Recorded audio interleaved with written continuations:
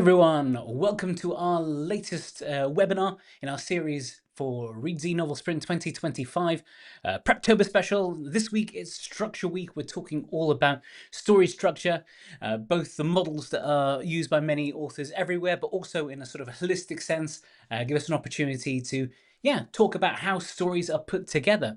Welcome to everyone joining here in the comments, and to everyone watching later, hello from the past.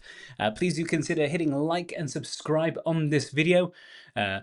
For everyone watching that's new who hasn't seen these before, this is how it will work. I'm going to give a bit of a presentation, and at the end there will be a Q&A. The slides that I'll be showing on the screen there I will share with you on our Reedsy website later, and via email if you're signed up to our mailing list for Reedsy Novel Sprint 2025.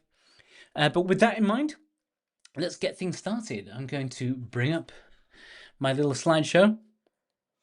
And indeed, here we are. The topic for today, plotting with the 3-act structure in anticipation of Reedsy Novel Sprint 2025.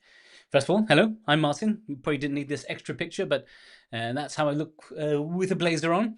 I'm head of content at Reedsy. I've been here for now pushing 10 years.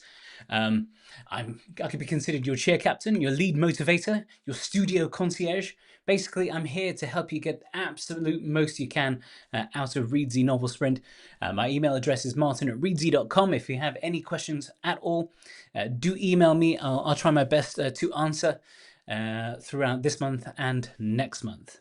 But what is Reedsy Novel Sprint, I hear you ask? Well, some people point out it's our desire to take up the mantle of a November writing challenge that is not happening for the first time this year in quite a long time. Well, we're asking you to write 50,000 words in 30 days. That's 50,000 words of a novel for most people, but it can be a memoir, it can be short stories. But for the purposes of this, we're going to focus on long form narratives. So something novelish in size. Everyone who writes 50,000 words within the month of November will get 3 months access to all our premium features on Reedsy Studio. And also, if you've written the entire manuscript in Reedsy Studio, you can submit to our contest and win up to 5,000 American dollars, as well as an introduction to a literary agent. There are 3 cash prizes, and then I think 6 runners-up prizes. Those are e-readers supplied to us by our partners at Kobo and Barnes & Noble. Links are all in the description. God, I believe. I hope I actually put them down there, but I believe if you go into the video description, you'll see the links that will help you get signed up to everything. But yes, come back, get ready, and have a thing that's ready to go. November 1st, we'll hit the ground running.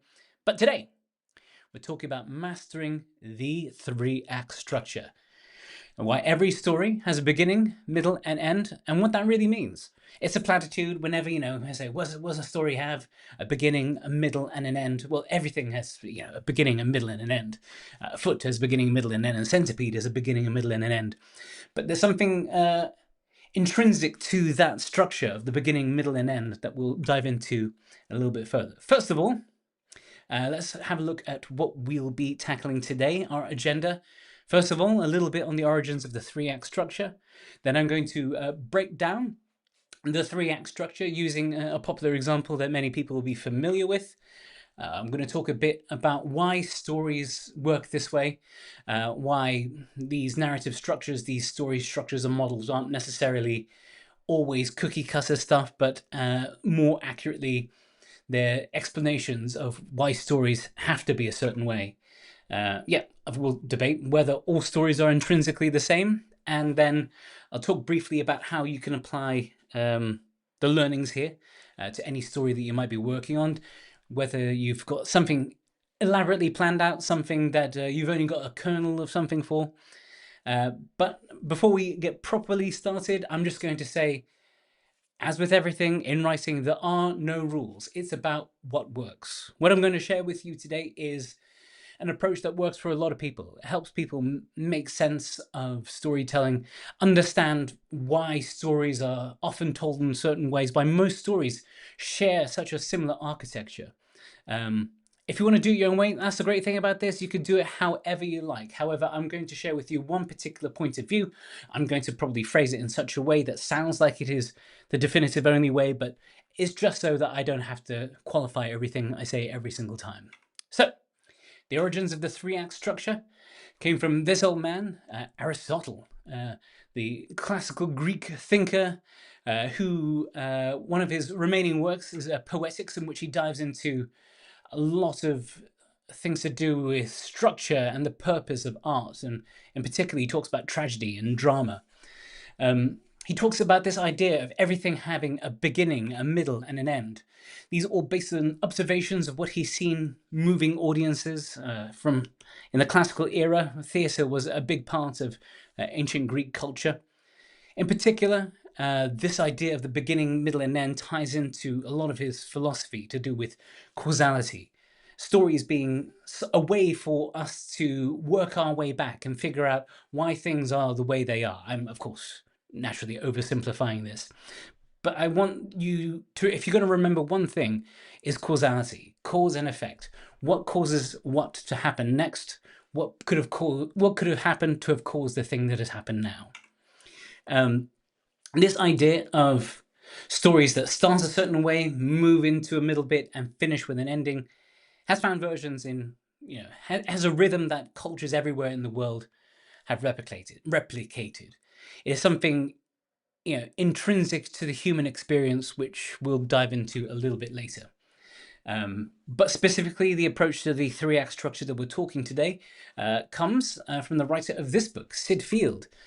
He's a screenwriter in Hollywood, who worked in Hollywood, was a screen doctor, did development. He wrote 9 screenplays that most people will not have heard of. However, his biggest influence was as the author of this book, Screenplay, The Foundation of Screenwriting.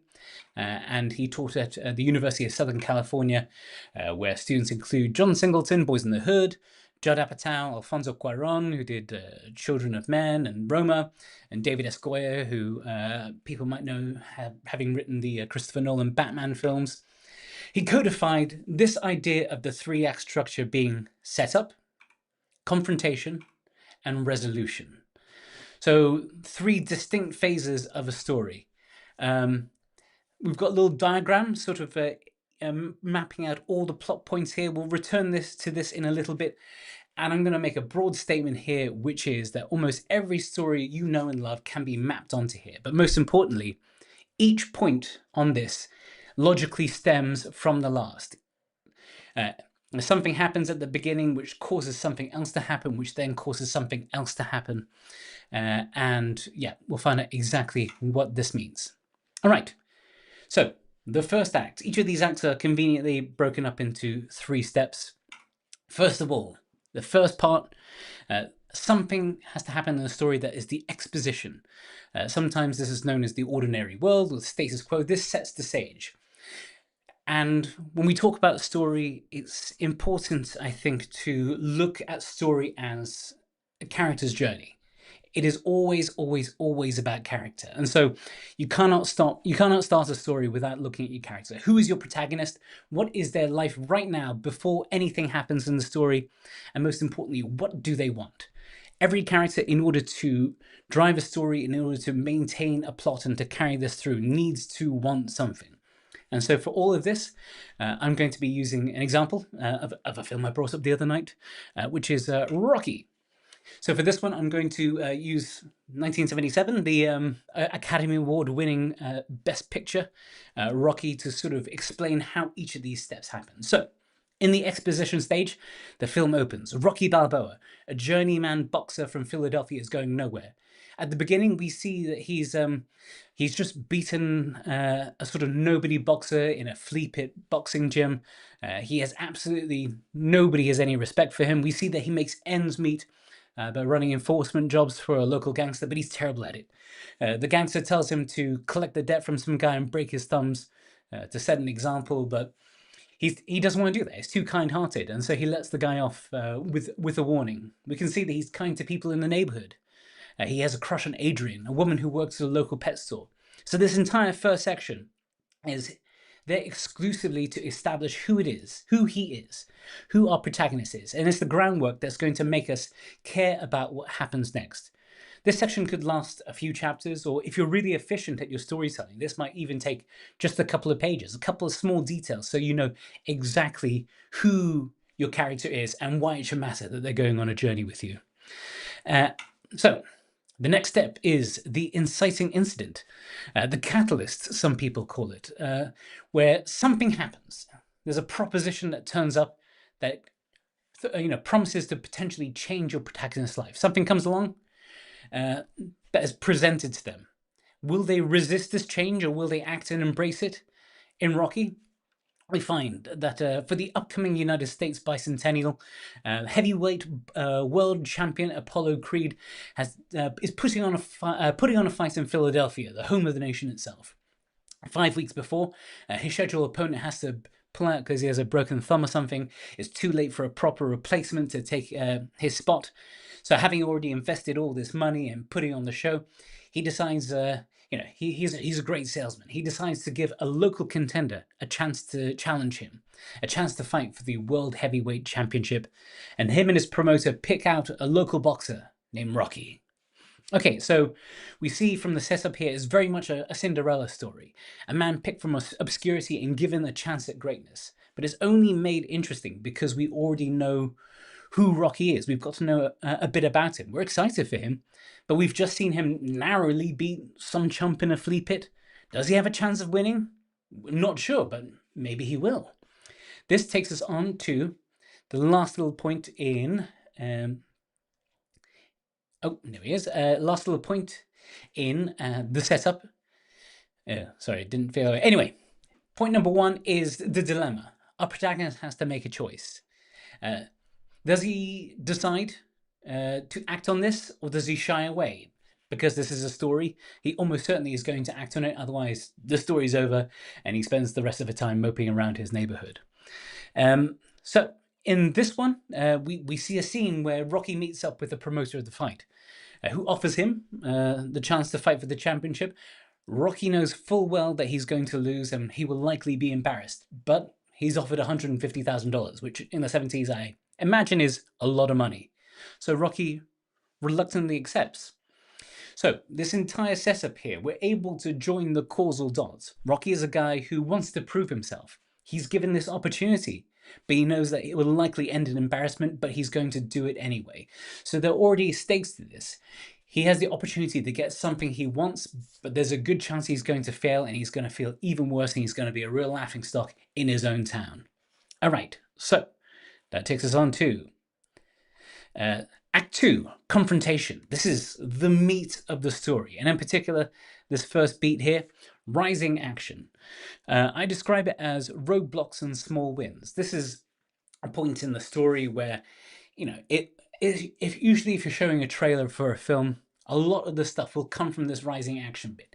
Rocky is about a nobody from the streets of Philadelphia who trains his way up to become potentially a champion boxer and falls in love, and it all tends to happen within this rising action section. What do they need to achieve their goals? This is something that you need to ask of your protagonist. What stands in their way? So, in this example, we see that Rocky has to train. He has to get better. But he has his first roadblock. He doesn't have a conventional trainer or the facilities for it, so he has to make do. With the help of his friend, he uses sides of beef as punching bags. He runs on the streets. He's approached by a trainer at the gym that he usually frequents. That's a roadblock, because Rocky doesn't trust him. Mickey, this former boxer, has never shown much interest in him before. And so, because of his pride, he maybe doesn't take him on, even though it's an opportunity for him to get better, to get the training he needs. But after talking it out, Rocky takes a chance on him. On the other hand, Rocky tentatively starts to date Adrian, the woman who works at the pet shop. He meets a roadblock in the form of her protective brother Paulie, which he then has to overcome as well. As the rising action continues, Rocky gets physically stronger as he encounters more hurdles. The training is harder. He trains harder. The training becomes easier. He learns to open himself up to Adrian. They get closer and closer. So all this builds up to him getting physically stronger, emotionally stronger, and more importantly, more confident, because that's the sort of crux of this story. He's a man with low self-confidence. He doesn't believe in himself, and over this, he starts to believe in himself. In other stories, your heroes might be on the run, perhaps facing a series of close calls. If this is a romantic comedy, your protagonist will be falling in love and running into some hiccups, but all the while the stakes are rising because they're falling in love and the danger of things going wrong and having a bigger fallout. All of the rising action is about getting better, encountering roadblocks, overcoming them until we hit the midpoint. The midpoint is another roadblock, similar to the ones that they've been facing, but it is something that knocks them back. It's a major setback. It is something that threatens them from reaching their goals. So for your story, you should ideally wonder, how is their goal being threatened? What is the biggest thing that is possibly standing in their way once they get better, once they get closer to achieving that? And what is going to make them more aware of these stakes here? In Rocky, the night before the match, he's trained hard, he's stronger, he's faster, he's in the best shape of his life. He nervously visits the arena and sees a poster up there with a picture of Apollo Creed and a picture of himself. But the picture of him has got the wrong color shorts. He pulls over a guy from the promotion and tells him, that's wearing white trunks. And the guy there reminds him that nobody cares. People think that he's going to lose. He's just grist for the mill. This is something that knocks Rocky back a few steps. Makes him realize that, oh yeah, there's a chance that he'll be embarrassed, that, he is not intended to win. Nobody is pulling for him. So, the rising action sees our hero encounter roadblocks that they can overcome. Though at the midpoint, they find one that maybe is one bridge too far. Without something changing, they can proceed no further. Okay, this takes us to plot point 2, another big decision. They've encountered this setback. Will they let this setback stop them? Will they ever? But what they do need to do is take stock and make a change that will allow them to overcome this one last thing to get them over the end. So, after getting bummed out in the arena, Rocky goes home and he confesses to Adrian that he doesn't believe he can win. His confidence is an all-time low. Adrian listens and says that he believes in him. And from this, Rocky sets out his new goal, to go the distance against Creed, to make sure that he gets through all 15 rounds without getting the KO, which no fighter has ever done. At this point, our hero learns the truth about himself. He thought that maybe he wanted to become the champ, that he needed this validation. But really, he doesn't need the belt. He needs to prove that he's somebody. He needs to prove to himself that he's somebody. Somebody worthy of love and respect. With this newfound clarity, he can maybe just find what he needs to achieve his new goal. Okay, and with this one, we go straight to our final section, the resolution. In a lot of places, this is where they'll finally confront the baddie. This is a boxing film, so of course, they're going to end in a boxing match. The end game is approaching. The protagonist shows a glimmer of this newfound strength or ability that will help them get what they want. If there's an antagonist, the antagonist can, for the first time, see that perhaps they maybe won't win this thing. There can be an all is lost moment at this point. Who knows? Up to you. So, in this pre-climax moment, this is the big fight. Creed comes in, he's overconfident, he comes in with the red, white, and blue, the stars and stripes dressed as Uncle Sam. He's showboating. Taking advantage of this, Rocky knocks him down in the very first round, showing the champ what he's made of. Creed's never been knocked down in his life, so this begins the marathon slugfest. And through this pre-climax fight, this knockabout montage here, it soon becomes clear that this final fight is about two things. A conflict between Creed's skill and Rocky's heart, and Rocky's ability to absorb punishment like Homer Simpson in that one episode where he goes boxing. So, ideally, in a story, the stakes will rise. Your hero will get closer and closer to achieving their goal. The Rocky at the start of the story had no chance of beating Apollo Creed, but with his training, with his personal development, and with this newfound understanding of himself, of who he is, maybe he can. We know this is a movie, so we know that this is going to end in a happy way, almost certainly. But in order for a climax to have the sort of impact that we want, there needs to be almost this 50-50 chance it can go either way. This is a suspension of disbelief. This takes us to the climax. The conflict reaches its resolution. We want to know, has the hero achieved their goal? Did they get what they want or what they needed? In this case, we see that the final bell sounds, both fighters remain on their feet. Annoyed, Apollo Creed tells Rocky that there'll be no rematch. I don't want one, comes the reply. One of our regular contributors, Caroline Levitt, the novelist, talks about this idea of the Rolling Stones approach to storytelling, where the character can't always get what they want, but if they try sometime, they get what they need. Rocky doesn't get the championship, which is the thing that he thinks he wants, but in the end he gets what he needs, which is all packaged up in the denouement. The denouement, the final thing after the climax, sometimes this is shown in the form of 3 years later, or sometimes they have a little montage at the end where they show you what the characters were up to 3 months after. This is all about them keeping their promises and tying up all the loose ends. We want to know how has the climax of the story affected the characters. You may have an opportunity to underscore the theme again, take stock about how things have changed, and you want to relieve the tension. This idea of the Greek tragedy is that you would go into the theatre and it was a safe lab almost for you to experiment and understand dangerous things in safe environments. They take you somewhere treacherous, somewhere of high emotion, and at the end they release you slowly back out into the real world with this new story and this new understanding.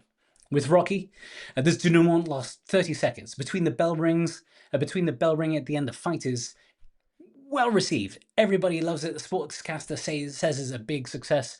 Rocky calls out repeatedly to Adrian, who runs down to the ring, having told Rocky that she couldn't bear watching the fight. Apollo Creed is declared the winner by split decision, but Rocky and Adrian embrace each other and profess their love, not caring about the outcome of the fight. So the emotional final beat is that much more impactful than if he had won the match. Rocky finally has what he needed: pride, self-respect, and the love of a woman. So that is the 3-act structure as put onto Rocky. Here's the very final shot there. So we always see like a diagram that looks like this of 3 equal acts, but in truth, they're not really equal at all. I've photoshopped this to look absolutely disgusting. Act 1 can last maybe a few chapters, could be very quick until the thing just goes off. Act 2 is where the meat of all your action is where the interesting, fun stuff happens. And Act 3, that pre-climax, climax denouement, can be incredibly short. Within this model, it's not so important how long all these bits are. It's only as long as you're able to keep people's attention and ensure that they know that things are moving in a certain direction. As I say, the rising action, this period that's sometimes known as the fun and game, sometimes known as the promise of the premise, often be longer. So I'm going to take a little drink of water, and there's always this sort of reaction. Whenever we lay things out like this, it makes everything feel like a cookie cutter thing. If we watched the webinar we did last week, Tom talked about planning. Some structures, some writers believe that there is a recipe that you can follow, but if you keep following the recipe, you end up with the same damn cake every time. To which the argument would be here, there are many different cakes, all that use the same principles of bakery. So the argument here is that the 3-act structure isn't a set of rules dictating how stories must be. It is merely an expression of how all stories are. Almost every story is about a character self-actualizing and learning a truth, often about themselves. Or another way to think of it, similar to the way I put out, Act 1, I think I want something. Wizard of Oz. Dorothy thinks she wants something more exciting over the rainbow.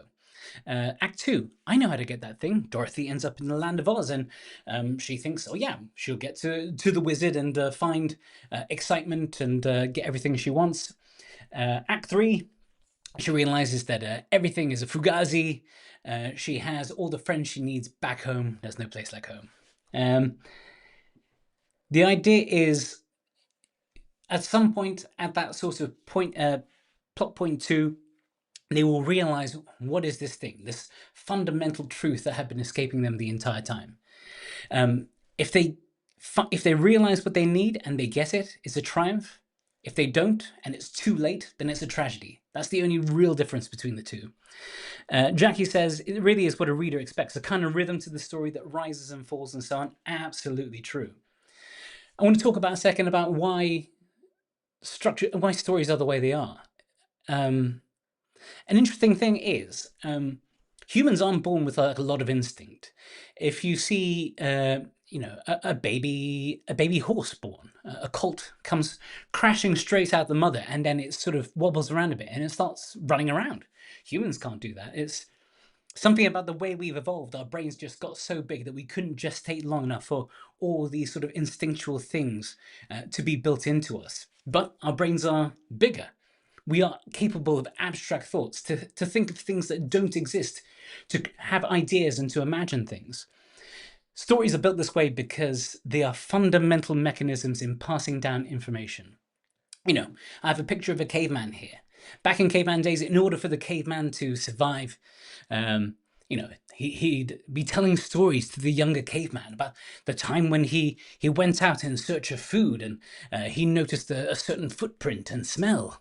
And he was approached by a saber-toothed tiger, but thankfully he had brought a club with him and was able to fend him off using XYZ type things.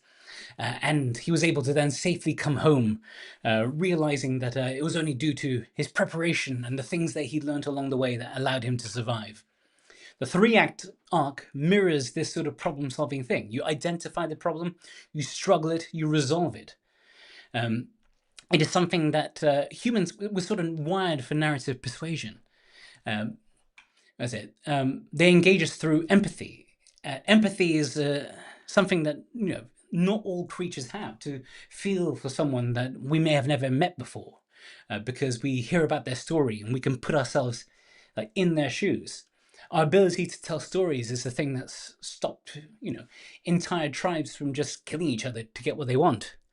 They can pass on survival strategies through stories such as the caveman one, and they could teach and engage through emotion as well as logic. And that doesn't happen with the animals. For example, like if you have a child, you could tell them until the cows come home that it's really important that they keep themselves well groomed, that they comb their hair, and they need to keep their fingernails clean. Or you can appeal to them emotionally by telling them the story of Struwelpeter, a naughty German boy who let his hair grow out and his fingernails grow and became very, very unpopular. So, as an exercise, I would urge you to take your favorite story, or maybe even take the story you're working on, and map them onto this structure. Maybe all of them won't map on one by one, but you'll find that a lot of stories will end up hitting a lot of these points. There are a lot of storytellers, of course, who existed before this system was codified, but these points are things that have been sort of internalized over generations and generations. So, as an exercise, if you have time, try this. It could be a classic novel, it could be a film, it could be even a short story, perhaps. So, the question is, are all stories the same? Yes. Like most of them, we would argue, share the same architecture in the way that pop songs share an architecture that's similar. Take, for example, a car. This was created in the late 19th century. We see 4 wheels, a steering wheel, a seat. Then, 100 years later, still the same thing. Wheels and seats and bonnets, and wheels and seats and bonnets, and wheels and seats and bonnets. The magic in this is not in reinventing the wheel. Hey, that's the thing. It's in what you bring to it, which is style, genre, voice, and specifics. You can, 50 people can tell a story about a young wizard going to school, but whatever specifics an individual author brings to it is what makes it special. Breaking the rules. Everyone wants to break the rules. They want to be iconoclast. We are here because we're creative. We don't like following rules. I would then again urge you that these aren't necessarily rules. This is just the thing that works because this is a form that people are so used to reading. As consumers of media, we absorb so many stories every single day. You put on any episode of television, you can tell by what happens at the beginning what's going to happen. That person's going to get murdered. A bunch of people are going to be suspected. And then at the end, the detective will find something that will bring it all out. There's a certain comfort in having these familiar rhythms. Readers want a certain amount of comfort. They want to, be confident that you, the storyteller, is taking them somewhere of interest. And if you break too many rules off the bat, if you're doing things that just seem fully unfamiliar and they're not sure what you're doing, they start to get a little bit worried. The rhythm that we're expected of introducing a character, something happening to this character, them then going down this route is comforting. It makes us want to know what happens next because, it all lies in the specifics. You can deviate, but this is tough because you do have to retrain how your reader understands the story. Like, there are plenty of readers out there who love a challenge, but you do have to teach them how to do it. Like, whenever you play a new video game, there's always these training levels, which usually are built into the story now, but they teach you how to play the game. Cloud Atlas by David Mitchell. It's a book that starts off in the 19th century on a voyage on the high seas. A story that progresses for a while, and at a crucial point, it stops. A new story starts, set 30 years after that. And that story continues, and it stops. And then a new story set 30 years after that keeps going. And by the time you get halfway to the book, you realize that they're all interconnected and nested.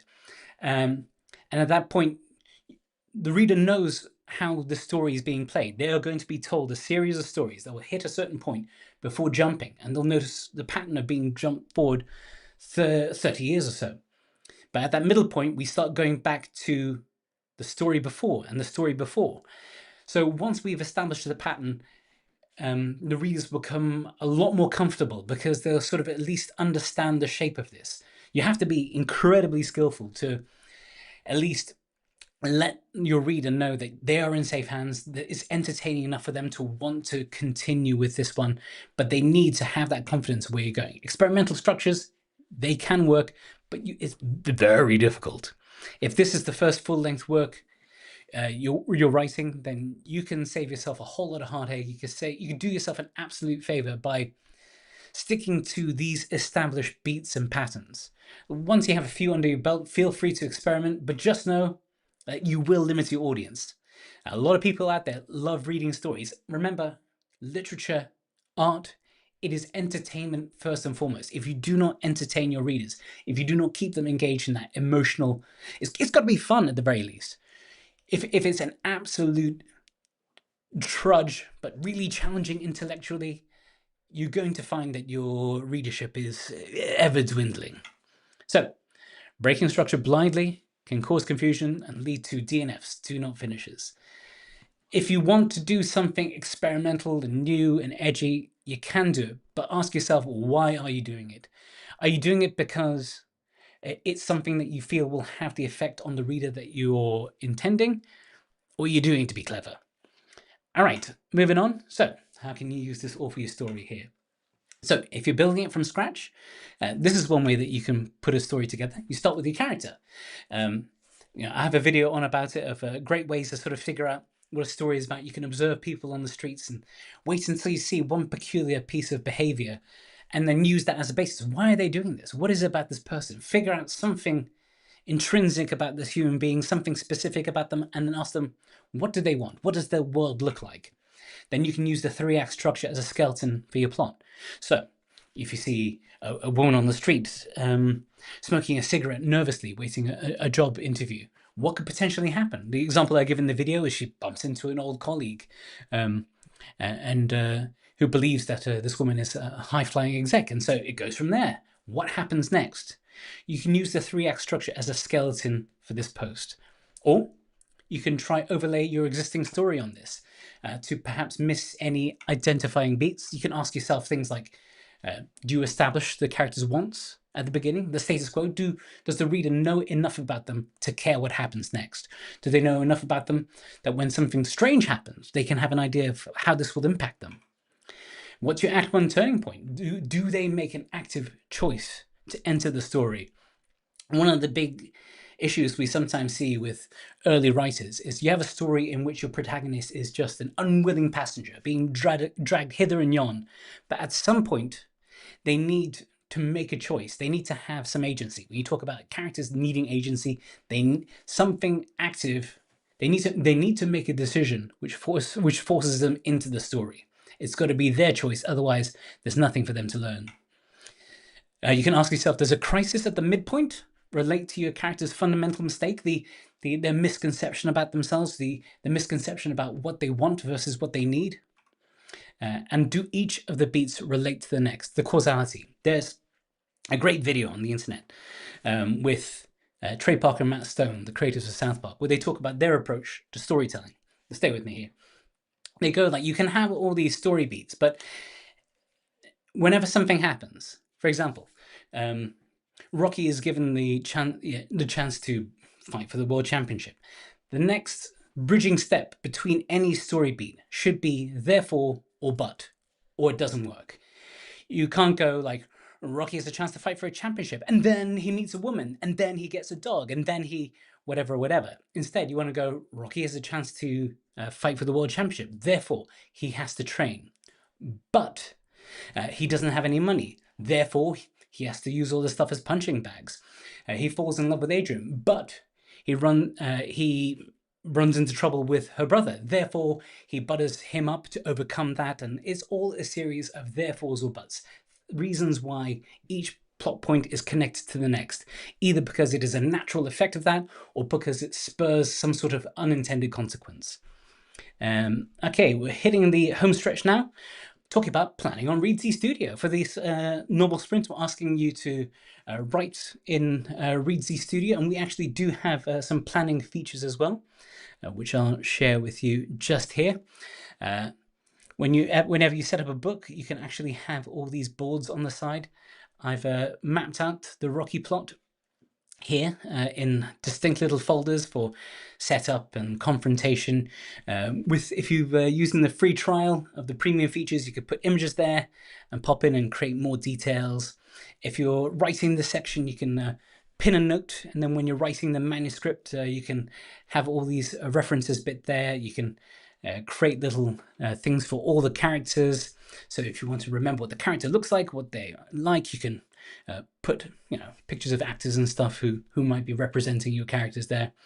But yeah, by setting it up here, you can do things like start adding little scenes in between, and then from this you can sort of see that and make sure that everything sort of connects up, that things do lead from the end of one thing to the start of the next one, to ensure that there's that sense of causality there. Going back to the presentation here. Cool. Thank you for watching, everyone. Do you have any questions? I'll be happy to sort of ask. I almost accidentally banned some people. Linda asks, came in late, replay or way to hear the first 30 minutes. If you're watching this on YouTube, you can zoom back. This replay will be available absolutely forever. What software does everyone use usually when writing? Well, Reedsy Studio is the only one you need. But yeah, there are a bunch of other ones that people use. It is all a matter of preference. However, Reedsy Studio is free to use. Most of the core features that I think are sort of useful or important are absolutely free. But again, you can trial out the premium features, and if you hit your goal, you get 3 months free from that one. Let's say, how might I adjust the 3-act structure to accommodate multiple POVs? Can protagonists be at different stages of the 3-act structure? The sort of act, yeah. The idea for this one is that you're basically telling a bunch of different stories. Like, Game of Thrones is the sort of example there. But for those ones, like, each of the characters are almost on their own arcs that could potentially span books. It's an episodic way of writing that doesn't necessarily hew to this. There is often one core story in there that hits all these points, the true protagonist of all of these. So, you can have multiple ones, and you should ideally line them up, because if you don't, if someone's climax comes at a certain point and then someone's sort of midpoint is around then and there's a climax later, you're going to find that the pacing gets really, really lumpy, because there's a climax here, and then they sort of disappear for a while because their story's done and this other thing's still boiling underneath. Mention, what about writing 3 acts for each POV? You can do that together. I would suggest that it's challenging, but ideally they should sort of all match up, or you should really focus on the one character who's really going through the main narrative. Should ideally maybe happen to one character. How do you get lovely badges for watching these lives? I don't know about any badges. Potentially this is your avatar on YouTube, maybe? Yes, have POVs, but ideally a main one. Stories are usually about one character. You can tell it from other characters' perspectives, but I think very often you can drill down and find that it's more about one character than some of the others. Brooke Olson, tell us more about November Challenge and Contest. Well, I'll sort of go over it quickly again. NaNoWriMo's No More. We're hoping to take the mantle, give everyone a home in which to do their November writing challenge, but we also want to offer some rewards and support. So for the rest of this month, we are running sort of prep type events. Oh, speaking of which, coming up next, we have a few things happening this week. I've got one on the hero's journey, which will be, if I'm honest, cover a lot of the same points as this one. But I think a lot of the points that we'll be showing is that all these different models we'll be using, if you use Save the Cat, hero's journey, the sort of Fichtean curve, they all are at the heart of them the same idea and concept expressed in slightly different ways. Next week we have First Line Frenzy. I sort of booked that in before, but if you've done it before, absolutely fun. You can submit the first line of your potential book, and then Rebecca Heyman, who is now a big time TradPub acquiring editor, she's going to read out as many as she can in an hour, critique them, give advice. It's really, really fun. Author L.A. Tucker says, let me bring this back here. I think I signed up with one email for the sprint, but change it to primary email. We have actually yet to participate in the sprint. There will be a feature we're launching which will allow you to attach a challenge to an individual project. So you don't need to sort of commit to one just yet. If you're a long-time user and you've already used up your free trial, I'd advise you to maybe start a new account. You can usually have your name and then the plus symbol and 1 or anything else at Gmail, whatever.com, and they'll usually give you access to a new account, and you can start running the trial there. But you'll be able to attach, the challenge to that at that point. So at this point, I wouldn't worry so much. You've signed up to our mailing list, which means you'll be the first to sort of know about all of this. So we'll be in touch with all the details. For now, super cool. Chelsea says, to clarify, do we need to start a new book for the sprint or continue a current project? In order to qualify for unlocking the 3 months of free studio, you can do it with a current book. We're fine with that one, as long as you write 50,000 words in the month of November. We've got an algorithm that can tell, whether you've just been smashing your keyboard or copy and pasting. But in order to qualify for the prize, we realized that if we allow you to continue with a book, it could have been something that was written in the past, and in order to make it an even playing field, we're asking everyone to start the book in November, and before you submit it at the end, you can probably tweak it and tinker with it. So long as you hit 50,000 words, you can go back and tinker with the first draft there. Blue Wolf Writer, do you need to use the trial for the competition? You do not need to use the trial. You can use the basic version with all the cool stuff in there. I'm just saying the only real difference, actually, if I share the studio here, is well, for the premium ones, you get like pictures and stuff, and you can actually have this like pinboard view. Without that, I think actually you can do a little list view here. I think the pinboard view is the standard. The list view comes in the premium, and there are a few bonus little motivational sort of tracking features, but everything you really need to get it done is in the free version, so don't worry about that at all. When does the contest with the prize money happen during the novel sprint, and how do you submit?